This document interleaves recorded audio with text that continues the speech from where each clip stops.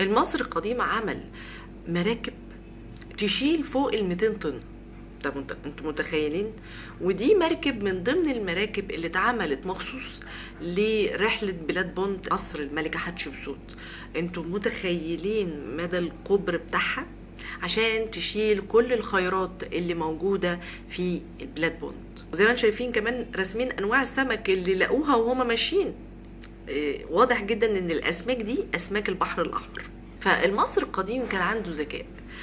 ايه بقى الاجنبي يعمل ايه يا بنتي يا نيرفانا؟ يقعد ساكت كده؟ لا، ده عمل محاكاة عندنا هنا في البحر الاحمر. تعالوا اوريكم ازاي. اهو ازاي هم عايزين يعرفوا المراكب المصرية دي اتعملت على ارض الواقع عشان يستفادوا من العلم اللي كان عند المصريين القدماء، لان حته المراكب دي مش سهله. بصوا سفينه رع، وبيطلقوا عليها اسامي. بصوا اللي قام بيها واحد نرويجي، ودي السفينه سنه 2007 عملوا ليها ايه، زي ما تقولوا محاكاه في البحر ذات نفسه، وجابوا ادوات وقعدوا يحطوا ده ويشيلوا ده ويحطوا ده عشان يعرفوا ازاي المصري القديم عمل مراكب ما تغرقش. على فكرة الكلام ده كله معمول له افلام، يعني مش مثلا الناس اللي هناك بتسهر على الحاجات التافهه اللي عندنا، الناس ما الترند اللي طالع اليومين دول، مش عارفه مجتمع غريب قوي طلع علينا، لا بيعملوا الحاجات دي ويتفرجوا عليها، محاكاه لمراكب المصريين القدماء. تعالوا اوريكم بقى بقيه تفاصيل اللي حصل.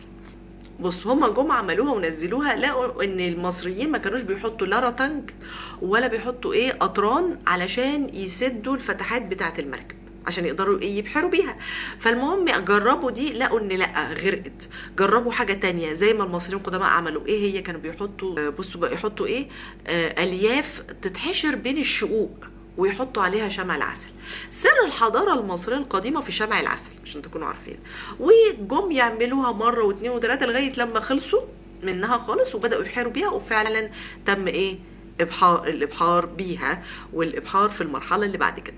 المهم عملوا بقى عملية الإبحار، وجابوا كمان باحث أثري مصري وقبطان، ومشوا بالمركب عشان يشوفوا المركب دي آخرها فين، وإزاي هيمشوا من غير لا بوصلة ولا هواتف محمول. ومشوا ولقوا إن المركب بتمشي عادي جدا. طبعا كل ده متصور، وكل ده أفلام وثائقية هما بيعملوها ليها فايدة عندهم. فاجي بعد ده كله الاقي مصريين يقولوا لي ازاي المصريين وصلوا لاماكن بعيده. لا المصريين ما كانوش بيروحوا في حتت، لا يا فندم، المصريين كان عندهم مراكب عظيمه. عشان كده لو حد بيقول لي ان المصريين وصلوا استراليا اصدق، امريكا اصدق وما رجعوش. يعني ممكن يكونوا راحوا وما رجعوش. فهمتوا؟ عشان كده دايما هتلاقوا ان الثقافه المصريه منتشره في العالم بسبب السفن المصرية العظيمة اللي كانت بتشيل فوق 200 طن. انتوا متخيلين؟ وما انتوا فاكرين المسلات دي كانت بتتنقل ازاي من أسوان لغاية المطرية ولغاية اسكندرية ولغاية إيطاليا. في على فكرة مسلة هناك معمولة مخصوص لهدريان واتنقلت في إيطاليا دلوقتي. تقدروا تقولوا لي راحت ازاي من أسوان لإيطاليا؟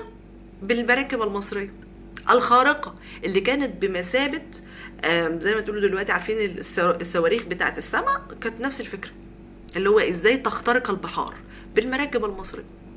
فبصوا،